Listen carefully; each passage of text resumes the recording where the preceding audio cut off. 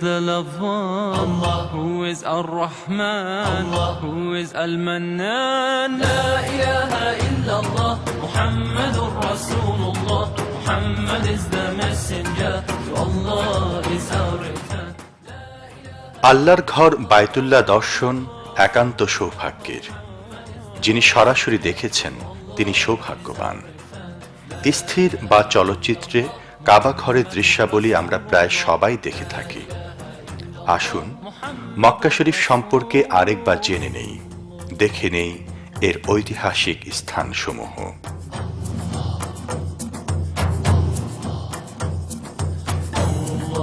মক্কায় প্রবেশের ২০ কিলোমিটার পূর্বেই চোখে পড়বে বিশাল আকৃতির কোরআনের ডামি দিয়ে নির্মিত গেট। ৪৮ মিলিয়ন রিয়াল, প্রায় ৭৫ কোটি টাকায় নির্মাণ করা হয়েছে গেটটি। রাতে এটি সুদৃশ্য আকার ধারণ করে। মক্কা শরীফে প্রবেশ মুখের এই গেটটি আপনাকে নিয়ে যাবে স্মৃতিময় এক জগতে। La ilaha illallah, Muhammadur Rasulullah. Muhammad is the messenger, to Allah is our return. La ilaha illallah, Muhammadur Rasulullah. Muhammad is the messenger, to Allah is our return. La ilaha illallah, Muhammadur Rasulullah. La ilaha illallah, Muhammadur Rasulullah.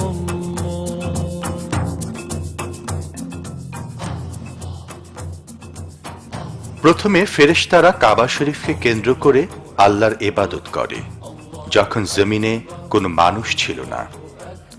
হযরত আদম আলাইহিস সালামকে বেহেশত থেকে দুনিয়ায় পাঠিয়ে আল্লাহ রাব্বুল আলামিন মক্কাকে তাদের ইবাদতের কেন্দ্র হিসেবে নির্ধারণ করে দেন।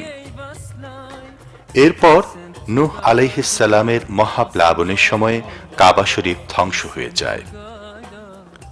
হযরত ইব্রাহিম আলাইহিস সালাম পাথরের উপর পাথর রেখে হযরত আদম আলাইহিস সালামের প্রতিষ্ঠিত ভিত্তির উপর কাবা শরীফের দেয়াল নির্মাণ করেন। রাসূলুল্লাহ সাল্লাল্লাহু আলাইহি ওয়াসাল্লামের নবুয়তের ৫ বছর আগে, অর্থাৎ ৩৫ বছর বয়সে কুরাইশরা কাবা শরীফ সংস্কার করে। হিজরি ৬৪ সালের ১৫ই জুমাদুল উলা শনিবার হযরত আব্দুল্লাহ বিন জুবায়ের রাদিয়াল্লাহু তাআলা আনহু কাবা শরীফ পুনর্নির্মাণ করেন।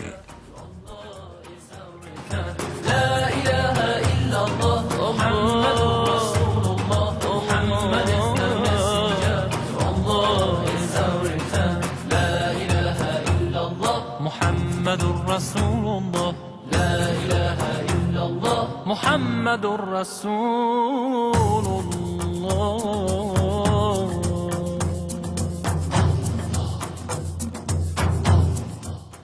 আজকে আমরা যে মসজিদে হারাম দেখছি তা বহু সংস্কার ও পরিবর্তনের সিঁড়ি অতিক্রম করে বর্তমান পর্যায়ে পৌঁছেছে।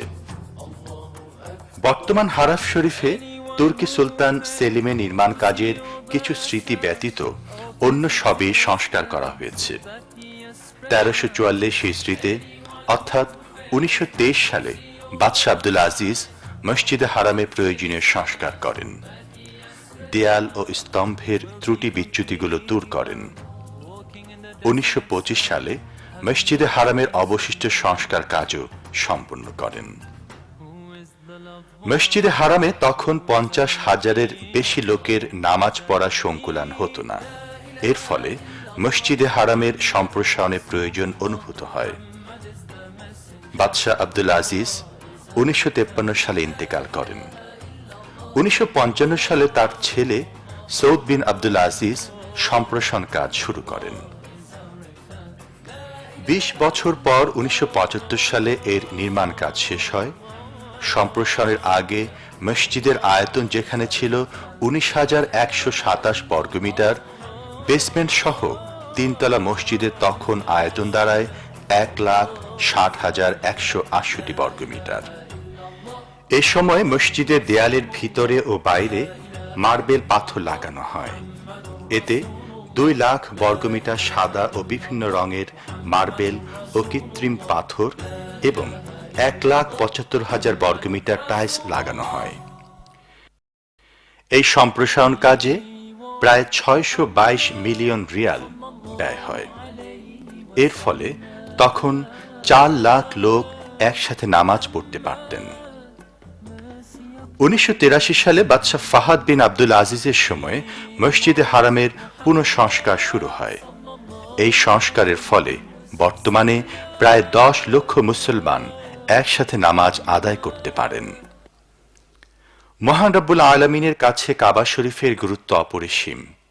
আল্লাহ পাক কোরআন মজিদে উল্লেখ করেছেন, জাআলাল্লাহুল কা'বাতাল বাইতাল হারামা কিয়ামাল লিন্নাস। আল্লাহ কাবা শরীফকে সম্মানিত ঘর এবং মানুষের টিকে থাকার কারণ হিসেবে সৃষ্টি করেছেন।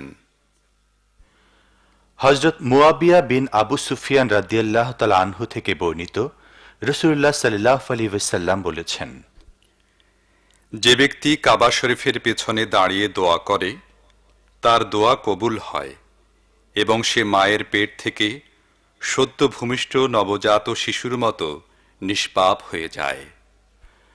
কাবা শরীফে নামাজ পড়লে অন্য জায়গার তুলনায় 1 লাখ গুণ সওয়াব বেশি হয়।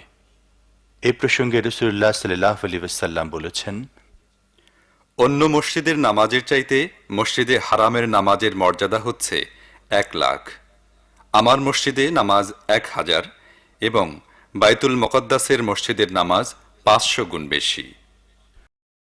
পবিত্র মাহে রমজানে মক্কা নগরীতে মানুষ ছুটে আসেন পঙ্গপালের মতো। এ দৃশ্য সত্যি অতুলনীয়। রাসূল করিম সাল্লাল্লাহু আলাইহি ওয়াসাল্লাম বলেছেন, মক্কার একদিনের রোজা 1 লাখ রোজার সমান। 1 দিরহাম সাদকা 1 লাখ দিরহাম এবং সকল নেক কাজ 1 লাখ গুণ বেশি। আল্লাহর ঘরের দিকে শুধু তাকিয়ে থাকাও সওয়াবের। বলা হয়েছে, প্রতিটি দিন ও রাতে এই বায়তুল্লায় 120টি রহমত নাজিল হয়। এর মধ্যে 60টি হচ্ছে তাওয়াফকারীর জন্যে, 40টি হচ্ছে এই ঘরের নামাজীদের জন্যে এবং 20টি হচ্ছে এই ঘরের প্রতি নজরকারীদের জন্যে। কাবা শরীফে তাওয়াফের গুরুত্ব অপরিসীম। রাসূলুল্লাহ সাল্লাল্লাহু আলাইহি ওয়াসাল্লাম বলেছেন, যে ব্যক্তি বাইতুল্লাহ শরীফে 7 চক্কর তাওয়াফ করবে, মাকামে ইব্রাহিমের পিছনে 2 রাকাত নামাজ পড়বে এবং জমজমের পানি পান করবে, তার গুনাহ যত বেশি হোক না কেন তা মাফ করে দেয়া হবে।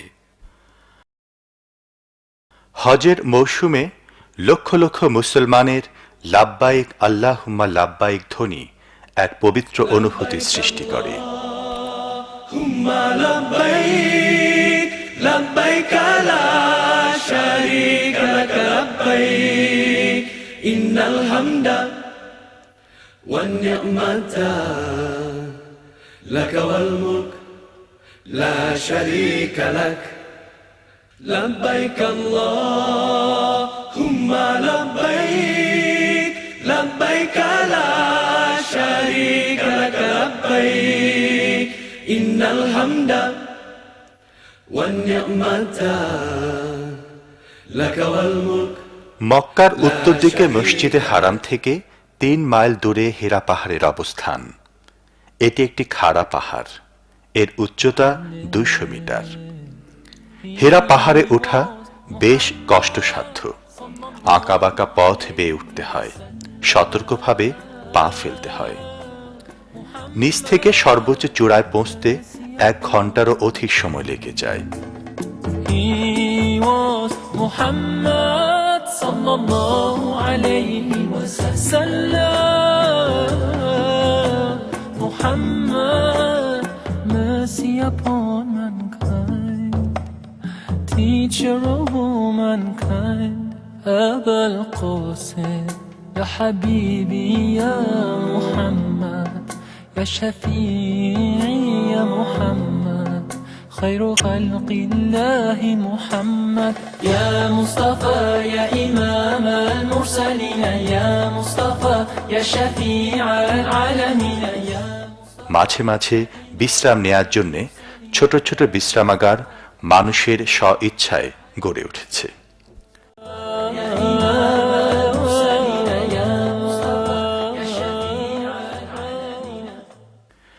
পাহাড়ের উপর থেকে মক্কার নয়নাভিরাম দৃশ্য সবাইকে মুগ্ধ করে।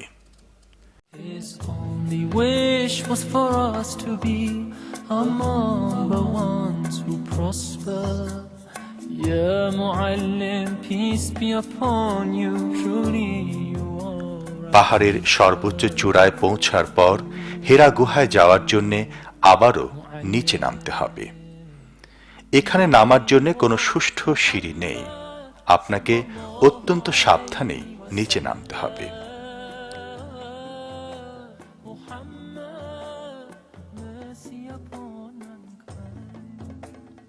He was Muhammad. এর পরের কাজ আরো কঠিন। হেরা গুহায় পৌঁছার জন্য অত্যন্ত সরু একটা গুহা অতিক্রম করতে হয়। এখানে একজনে বেশি আসা যাওয়া করা যায় না। অনেকক্ষণ অপেক্ষা করে এক একজনকে যেতে হয়, আসতে হয়। হজের মৌসুমে এখানে পৌঁছানো যে প্রায় অসম্ভব হয়ে দাঁড়ায় তা সহজেই বোঝা যায়। ভাবতে অবাক লাগে, নবুয়ত লাভের পূর্বে প্রতিদিন রাসূলুল্লাহ সাল্লাল্লাহু আলাইহি ওয়াসাল্লাম কত কষ্ট করে এই নির্জন স্থানে পৌঁছতেন। আরো বিস্ময়কর হচ্ছে, রাসূলুল্লাহ সাল্লাল্লাহু আলাইহি ওয়াসাল্লামের সহধর্মিণীও তার প্রিয় মানুষটির জন্য প্রতিদিন এখানে খাবার নিয়ে আসতেন। এই গুহার সবচেয়ে বড় বৈশিষ্ট্য হল এখানে হযরত জিবরাইল আলাইহিস সালাম সর্বপ্রথম ওহী নিয়ে হাজির হয়ে প্রথমে বলেন, পড়ো। রাসূলুল্লাহ সাল্লাল্লাহু আলাইহি ওয়াসাল্লাম বললেন, আমি নিরক্ষর, পড়তে পারি না। জিবরাইল আলাইহিস সালাম তাকে জড়িয়ে ধরে দ্বিতীয়বারও সেই একই কথা বললে নবী করিম সাল্লাল্লাহু আলাইহি ওয়াসাল্লাম একই উত্তর দেন। জিবরাইল আলাইহিস সালাম পুনরায় তাকে জড়িয়ে ধরেন। তৃতীয়বার জিবরাইল আলাইহিস সালাম সূরা আলাকের প্রথম 5টি আয়াত পড়ে শোনালেন, আর রাসূলুল্লাহ সাল্লাল্লাহু আলাইহি ওয়াসাল্লামও ওই আয়াতগুলো তার সাথে সাথে পড়েন। اقرأ باسم ربك الذي خلق خلق الإنسان من علق اقرأ وربك الأكرم الذي علم بالقلم علم الإنسان ما لم يعلم। হে নবী, পড়ো তোমার প্রভুর নামে যিনি সৃষ্টি করেছেন। তিনি মানুষকে জমাট রক্তের পিণ্ড থেকে সৃষ্টি করেছেন। পড়ো, তোমার রব অনুগ্রহশীল, যিনি কলমের সাহায্যে শিক্ষা দিয়েছেন। তিনি মানুষকে এমন জ্ঞান দিয়েছেন যা মানুষ জানত না। হেরা পাহাড়ের চূড়া থেকে কাবা শরীফ আগে বেশ পরিষ্কার দেখা যেত, কিন্তু মক্কা শহরে বর্তমানে সুউচ্চ ইমারত নির্মাণের ফলে কাবা শরীফ পরিষ্কারভাবে দৃষ্টিগোচর হয় না। তবে সুউচ্চ মিনার একটু খেয়াল করলে বোঝা যায়। হেরা গুহায় একসাথে বেশি লোক প্রবেশ করতে পারে না। এখানে আগমনকারী প্রত্যেকেই 2 রাকাত নফল নামাজ আদায়ের চেষ্টা করেন। অনেকেই আবেগকে ধরে রাখতে পারেন না। এ এক বিরল দৃশ্য। হেরা পাহাড় মানুষের হেদায়েতের প্রথম আলো বিতরণকারী পাহাড় হিসেবে মুসলমানদের অন্তরে সম্মানের আসন কেড়ে আছে। তাই এর অপর নাম হচ্ছে নূর পাহাড় বা আলোর পাহাড়। Ya Rasulullah, Ya Habiballah, Ya Safiyallah, يا حبيبي يا مصطفى أنت غرامي ذكرك كلامي أيامي. On that clear and blessed night, Jibreel came to Hira. He hugged Prophet Muhammad.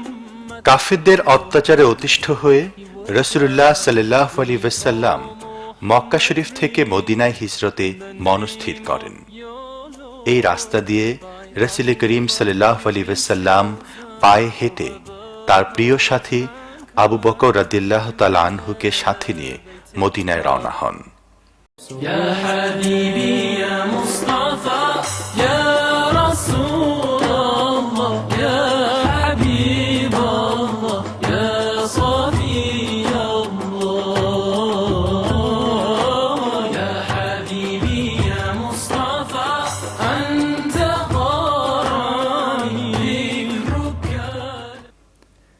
কাফেরা পিছু নিলে মসজিদে হারামের 6 মাইল দক্ষিণে অবস্থিত সাউর পাহাড়ে আশ্রয় গ্রহণ করেন রাসূলুল্লাহ সাল্লাল্লাহু আলাইহি ওয়াসাল্লাম। কুরাইশরা তাদের দুজনকে তালাশ করতে গিয়ে শেষ পর্যন্ত সাউর গুহায় গিয়ে পৌঁছে এবং গুহার মুখে মাকড়সার জাল দেখে ফিরে আসে। এভাবেই মহান আল্লাহ তাআলা কাফেরদের হাত থেকে আমাদের প্রিয় নবীকে রক্ষা করেন।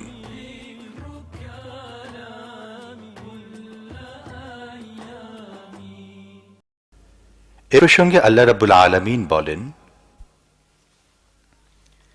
فأنزل الله سكينته عليه وأيده بجنود لم تروها। আল্লাহ তার উপর প্রশান্তি নাজিল করেন এবং অদৃশ্য সেনা দিয়ে তাকে সাহায্য করেন।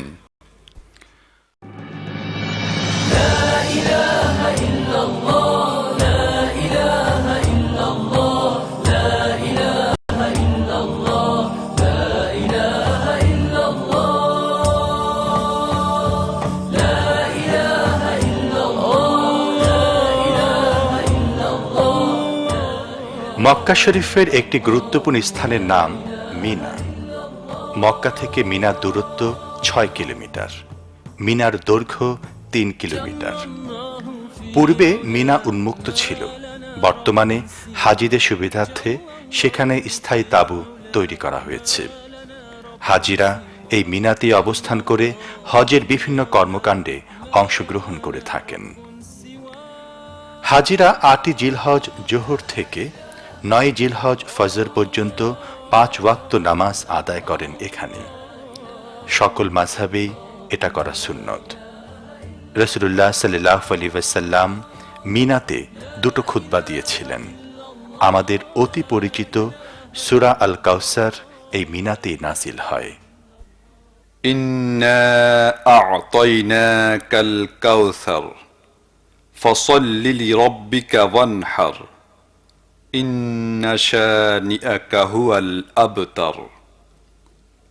হে নবী, আমি তোমাকে কাউসার দান করেছি, অতএব তুমি তোমার রবের জন্যই নামাজ পড়ো এবং কুরবানি দাও। প্রকৃতপক্ষে তোমার শত্রুরাই শিকড় কাটা এবং নির্মূল হবে।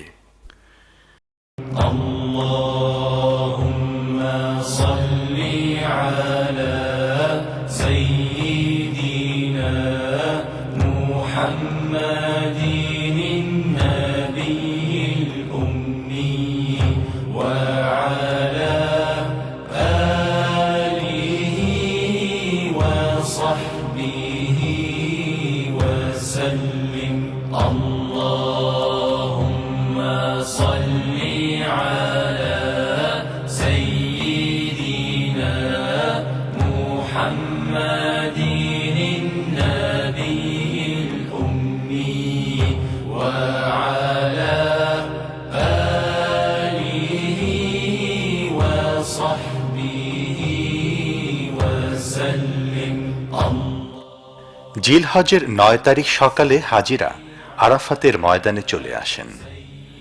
আরাফা হচ্ছে 2 মাইল দৈর্ঘ্য ও 2 মাইল প্রস্থ বিশিষ্ট একটা বিরাট সমতল ময়দান। পূর্বে গাছপালা শূন্য থাকলেও বর্তমানে সবুজ গাছে আচ্ছন্ন করার চেষ্টা করা হয়েছে একে। এখানে হাজিরা সূর্যাস্ত পর্যন্ত অপেক্ষা করেন। আরাফাতে অবস্থান করা আল্লাহর কাছে অতি প্রিয়। রাসূলুল্লাহ সাল্লাল্লাহু আলাইহি ওয়াসাল্লাম বলেছেন, আরাফাতের দিন ছাড়া অন্য কোনো দিন এত বেশি বান্দাকে আল্লাহ দোজখের আগুন থেকে মুক্তি দেন না। আরাফাতের দিন আল্লাহর রহমত নাজিল ও বান্দার বড় বড় গুনাহ মাফ হতে দেখে শয়তান এতটাই অপমানিত ও রাগান্বিত হয় যে তা অন্য কোনো সময় হয় না। এই আরাফাতের ময়দানে রাসূলুল্লাহ সাল্লাল্লাহু আলাইহি ওয়াসাল্লাম বিদায় হজের যে ঐতিহাসিক ভাষণ দেন তা আজও সবাইকে উজ্জীবিত করে।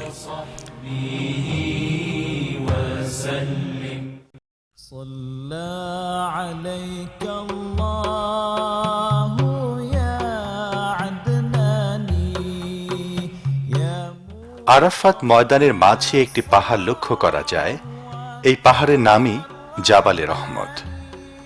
রাসূলুল্লাহ সাল্লাল্লাহু আলাইহি ওয়াসাল্লাম বিদায় হজের দিন এই পাহাড়ের পাশে পাথরের উপর দাঁড়িয়ে কিবলামুখী হয়ে দোয়া করেছেন।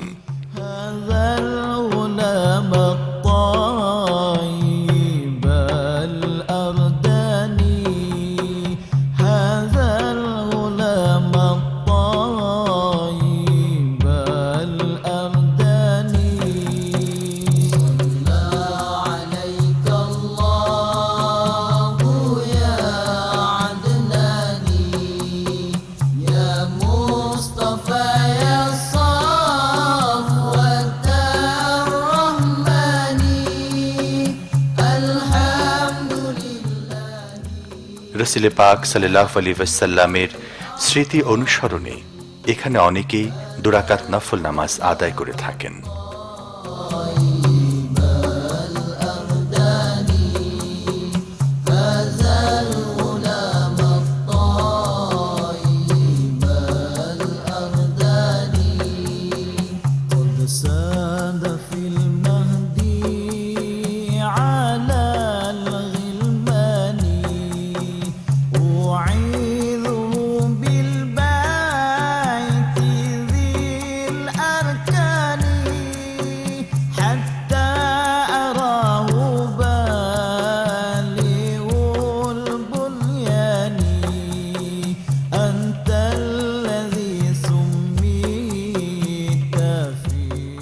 মুজদালিফা, আরাফা ও মিনার মধ্যে অবস্থিত ৪৩৭০ মিটার দীর্ঘ একটি জায়গার নাম।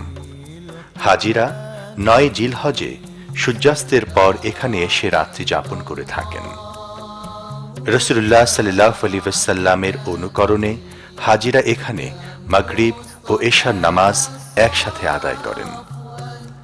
হজের নিয়ম অনুযায়ী জামরায় পাথর নিক্ষেপের জন্য হাজিরা এখান থেকেই ছোট ছোট পাথর সংগ্রহ করেন।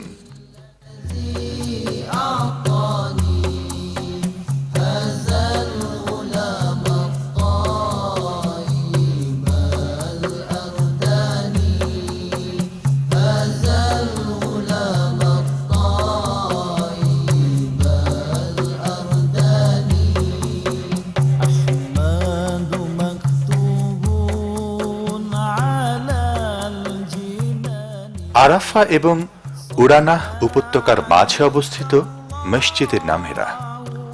রাসূলুল্লাহ সাল্লাল্লাহু আলাইহি ওয়াসাল্লাম আরাফা দিবসে সূর্য হেলার আগে নামেরা উপত্যকায় অবস্থান করেন। বর্তমানে এটিকে বিরাট মসজিদ হিসেবে নির্মাণ করা হয়েছে। এতে ৬০ মিটার উঁচু সুন্দর ৬টি মিনার রয়েছে। মসজিদের বর্তমান আয়তন ১,১৪,০০০ মিটার। এখানে প্রায় ৩.৫ লাখ মুসলমান একসাথে নামাজ পড়তে পারেন।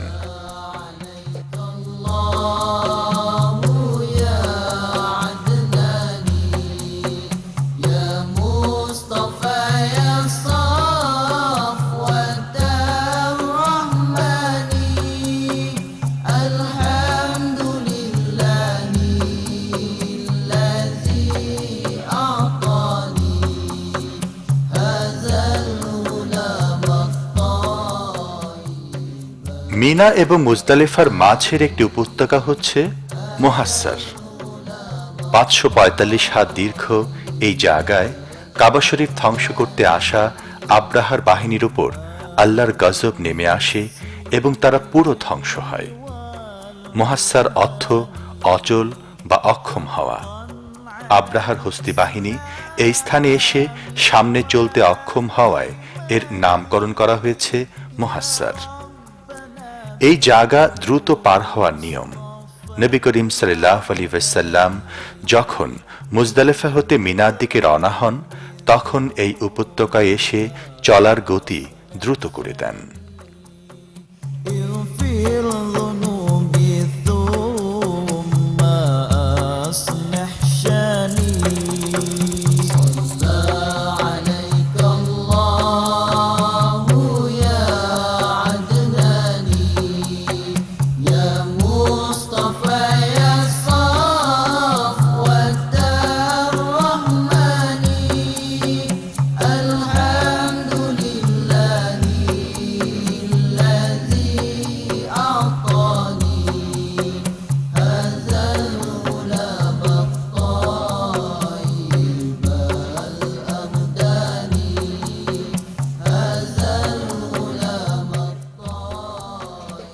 মিনার দক্ষিণে অবস্থিত মসজিদে খায়েফ।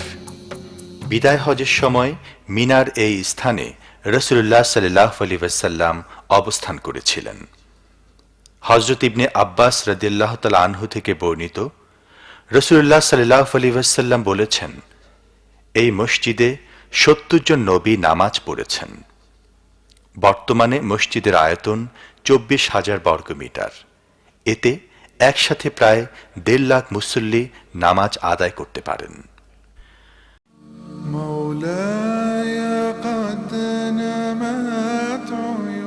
হজের সময় জামরায় পাথর নিক্ষেপ করা ওয়াজিব। পাথর মারার জন্য ৩টি পিলার আছে। এটা নিচতলার জামরা। উপরের তলায়ও পাথর মারার ব্যবস্থা আছে। হাজিরা হজের মৌসুমে উভয় তলা থেকে পাথর মেরে থাকেন। হজ মৌসুম ছাড়া অন্য সময় ভিড় থাকে না। অনেকেই দেখতে আসেন এখানে।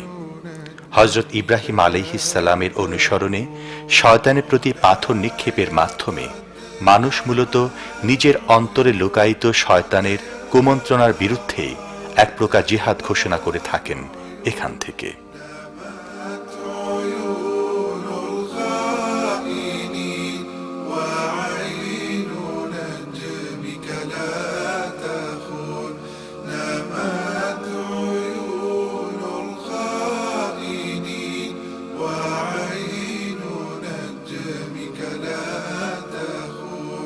ترنو إلينا وهي ساهية عن الدنيا الخون تراه أذهلها جلال الله أم مر القرون أتراه أذهلها جلال الله أم مر القرون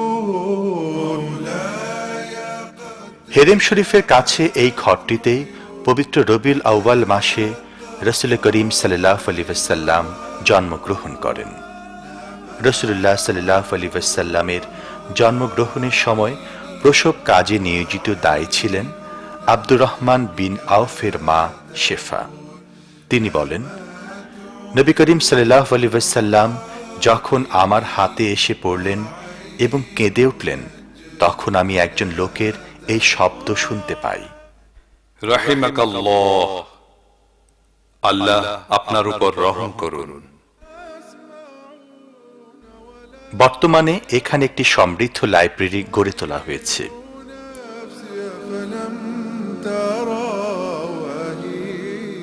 মুআল্লা শব্দের অর্থ হচ্ছে উঁচু। এই কবরস্থানটি মক্কার উঁচু দিকে অবস্থিত বলে একে মুআল্লা বলা হয়। মুআল্লাম কবরস্থানের উপর দিয়ে ওভারব্রিজ তৈরি হওয়ায় বাহ্যত কবরস্থানটি 2 ভাগে ভাগ দেখা যায়। নিচ দিয়ে সংযোগ আছে। এই কবরস্থানের মর্যাদা অনেক বেশি। হযরত খাদিজা রাদিয়াল্লাহু তাআলা আনহার কবর এখানে অবস্থিত। তাছাড়া ৪৫ জন মহিলা ও পুরুষ সাহাবায়ে কেরাম সহ আরো অনেক বুজুর্গের কবর রয়েছে এখানে। এই কবরস্থানের বেশিরভাগ মুর্দা নামাজি জানাজা মসজিদে হারামে অনুষ্ঠিত হয়।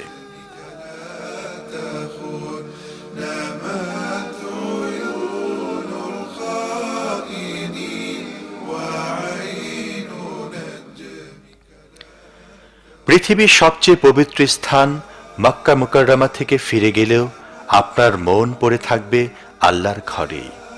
বারবার মন চাইবে ফিরে আসি এখানে।